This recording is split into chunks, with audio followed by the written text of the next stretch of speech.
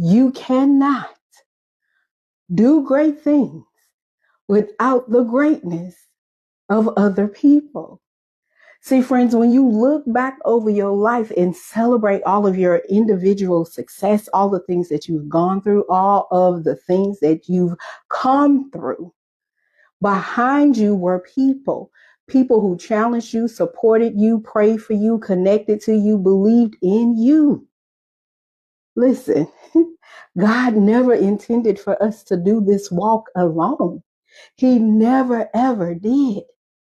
And I wish I would have thought about this, but I heard this in service today that you cannot do great things without the greatness of others. And it's so true. It resonated with me. And in Ecclesiastes 4:9-10, it reminds us that two are better than one because they have a good return for their labor. So if any of them falls down, one can help the other up. And we've talked about this scripture before. We've unpacked it before. But when he said that, I was like, oh my God, that's so true. That's why community matters.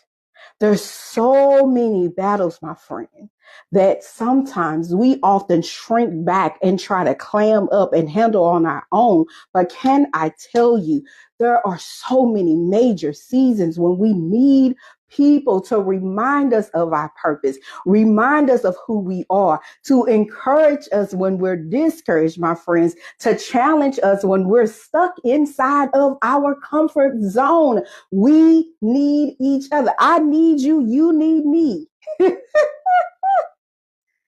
Someone to celebrate your wins and help you navigate through your setbacks, to help you set up. Listen, as we walk into this second half of June, I want you to think about like who is helping you become who you are called to be. Who is it? Who's assisting you? Who's your cheerleader? Who is it that you need? Huh? Who is it that you need to walk alongside of you?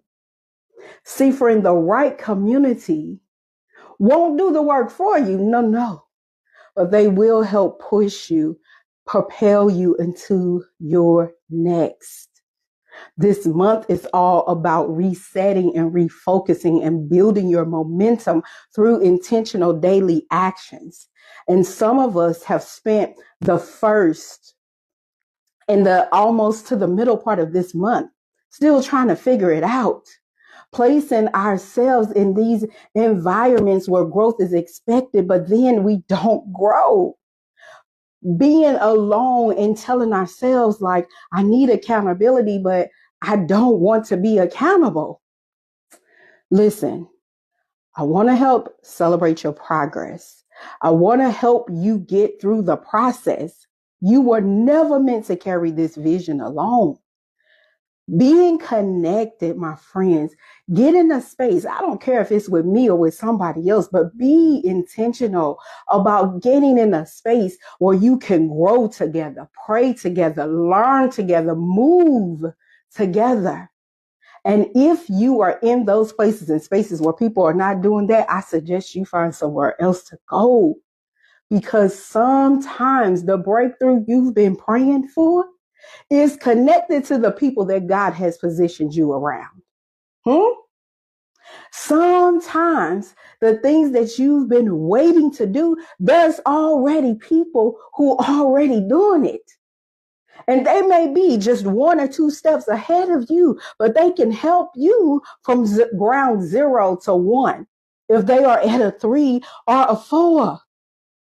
Some of us are negating the connections that we have, the people that you have access to right now.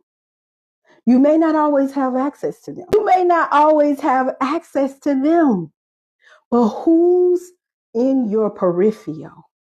Who's around you that can help you do what you've been called to do?